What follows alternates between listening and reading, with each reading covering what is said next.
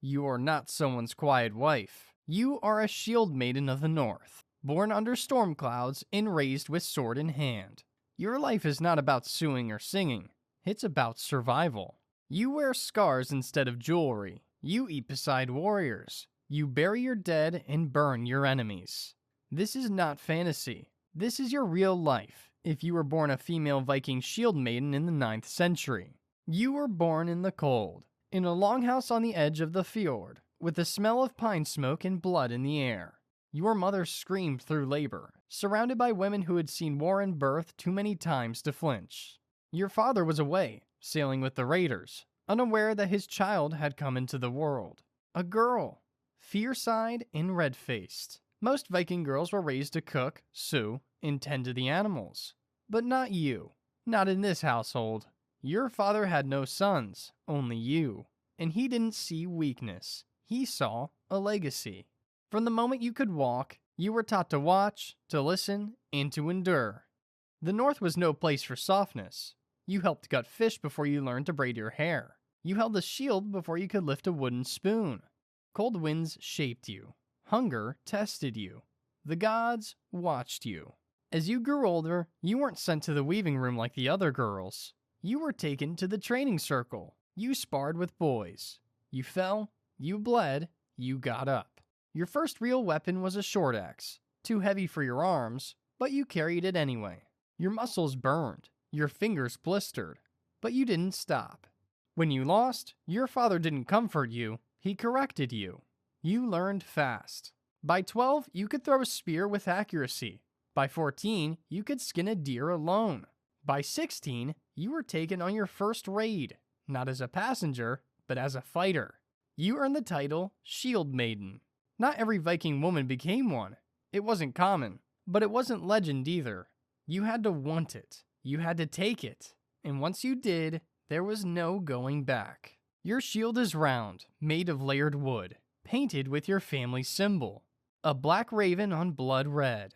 It is both weapon and wall. In battle, it is your first defense, and often your last. You learned the shield wall early. You trained to lock shoulders with men twice your size. You move as one unit, grunting and growling as you brace for first clash. Your heart pounds, your hands sweat, but you don't blink. The horn sounds, the enemy charges, and then steel meets flesh. Battle is not beautiful. It is not glorious. It is loud, terrifying, and messy. The first time you kill a man, you are surprised by the noise he makes. He doesn't scream, he gurgles. His sword drops before he does. You step over his body because you must. There is no time to mourn, no pause to reflect. You fight side by side with your shield sisters. Some fall, some rise again. You remember their names. You carve them into wooden beams on the longhouse when you return. Because if you don't remember them, who will? When you survive a raid, the village sings your name. They fill your cup. They press food into your hands. But you don't feel like a hero. You feel hollow, used up. You stare into the fire that night and think of the man who tried to stab you, and how your axe split his skull before he could.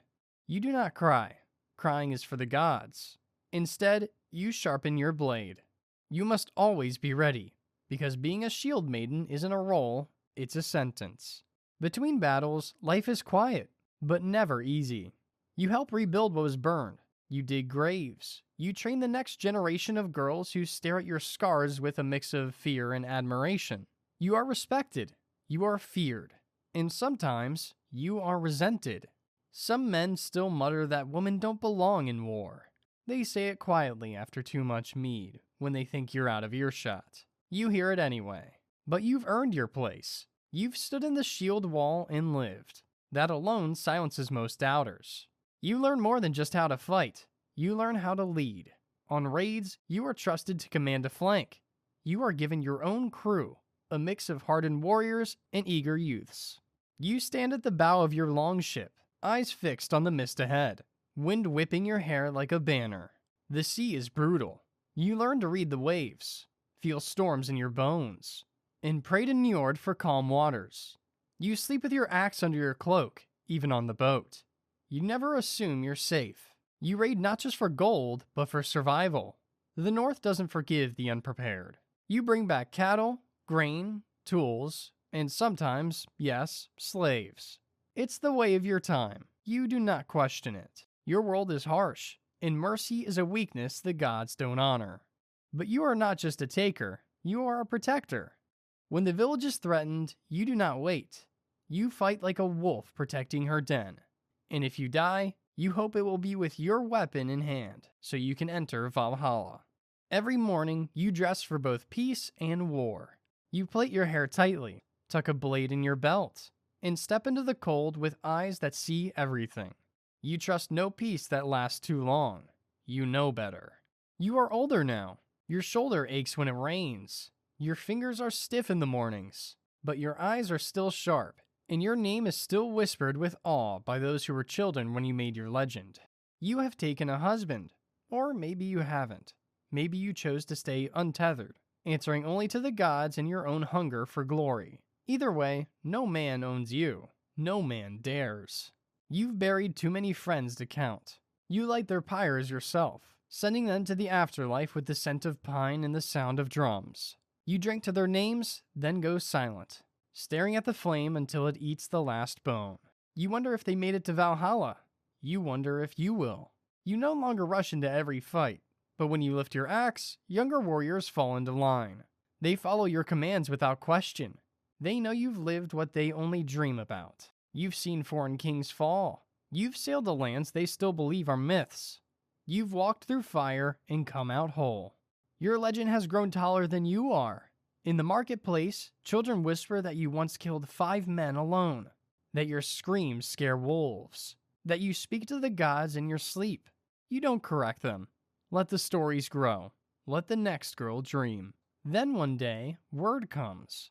The king calls for warriors. One last campaign. One final raid. You could stay home, live out your days near the hearth. No one would blame you. But you lace up your boots. You oil your armor. You sharpen your axe. Because you were never meant for the hearth. You were born for the howl of war, for the salt spray and the sting of blood. You were made to fight. This might be the last time. And if it is, then let it be the best time. The longship creaks beneath your feet, just as it always has. The cold sea bites at your face, and you close your eyes and breathe it in like a prayer. Around you, warriors hum battle songs under their breath. Some are barely men. They glance at you for courage, and you give them a nod. Steady, calm, deadly. The coast rises in the distance. A fat, wealthy village tucked into a valley, unaware of what approaches. You remember the first time you saw such a place, how your hands shook, how you gripped your shield too tightly. Now, it is just routine. Another raid, another test. But deep inside, something feels different. You aren't tired in a way that goes beyond the body, tired in the soul. But still, you will fight. You lead the charge. The beach is chaos. Arrows fly, steel clashes, screams echo across the cliffs. You find your rhythm, the familiar dance of violence. You take down a swordsman, dodge a spear, slam your shield into another's throat. Your crew follows your lead. The village falls quickly. Fires rise. The loot is claimed, but not without a cost. One of your own goes down, young, reckless, bleeding out in the sand. You hold her hand as her eyes go dim. You whisper the names of the gods. You kiss her forehead and close her eyes. You hate this part most of all. That night, the victory feasts feel hollow. You eat, you drink, but your mind is far away. The fire crackles, the meat is bitter. You stare into the embers and feel the weight of years. This might truly be the end. And when you return home, greeted by cheers and song, you know you will never sail again. You walk through the village like a shadow. People bow their heads in respect. No one dares speak loudly around you. You are a legend now. You lay down your weapons one last time. Not because you've lost them, but because you've earned the rest. You walk to the top of the hill and sit in silence. The wind howls like an old friend. And you wait. Your story is not written in ink. It is carved into wood, etched into stone, sung over fires. You were a daughter, a fighter, a leader, a shield maiden. You were feared by enemies and loved by your people. You lived with honor, you died with glory, and long after your bones return to the earth, your name will still ride the wind. Because you were never just a woman, you were a force, and that force lives on. Every time a girl picks up a sword, stands her ground, or dares to defy the path chosen for her, you were a shield maiden, and your saga is eternal.